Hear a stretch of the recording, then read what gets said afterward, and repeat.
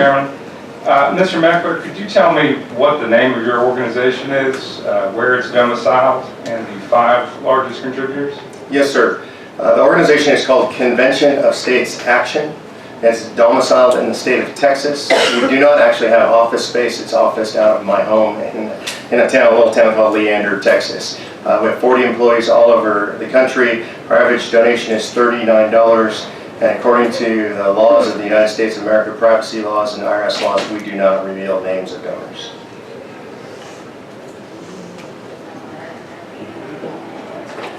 Seeing no additional questions, Representative House, you're recognized for question.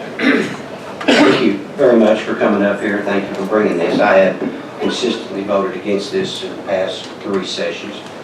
I am most disturbed about the continuing growing debt.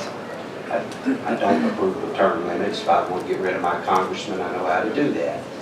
I think I would not oppose that, but it's important enough for the national debt that I think it's time to make a statement. What are the other states, which are the other states that have already agreed to the terms of this document as we have presented before us? I hate that question. I have trouble remembering all 12. Do the best you can. Yeah. Indiana, Florida, Georgia, Alaska, Alabama.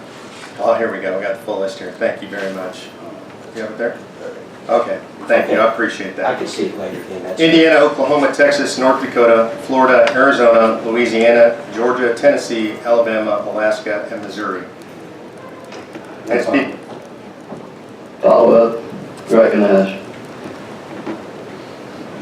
I understood you to say that there must be agreement between the states on each of these applications. That's correct. And we just modified our application down on the Senate end, which therefore means it does not agree with everybody else's. It's the aggregate of the proposal of amendments, not the identical of the language throughout the document. In other words, the preamble and any closing in the document can vary. It's the 3 subject matter areas that must aggregate so that the states are agreeing what they're going to go talk about.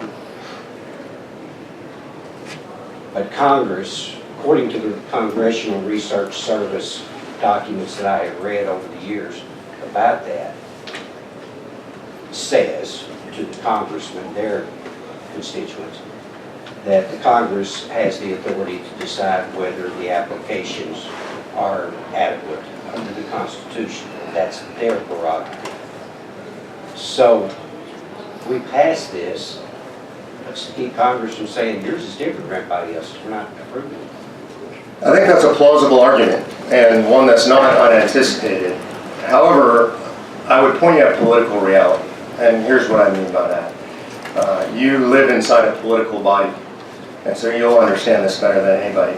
When you have 38 states, which is a super majority of the country, which would include a super majority of the country's population, express their will to be in a convention, I find it difficult to believe that Congress would resist that. But I'll add one further layer of protection. The states retain always the sovereign authority to gather in a meeting anytime they so choose. It does not require congressional authority to do so. And in fact, from a purely legal perspective, if we're going to parse it that way, the document, the Constitution itself, gives Congress what is described only as a ministerial or secretarial authority, because it proscribes that they shall call. It means it's not a discretion, it is a shall call instruction. That's ministerial authority. And then just on a practical perspective, I've spoken with leaders in state legislatures all over the country, and their position is simply, if Congress doesn't call, we have 34, we'll get together in convention. Thank you, Mr. Chairman.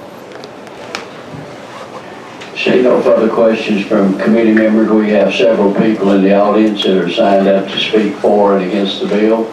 And I will alternate those, and we'll start out with for the bill, and that would be Mr. Bud Cornwell.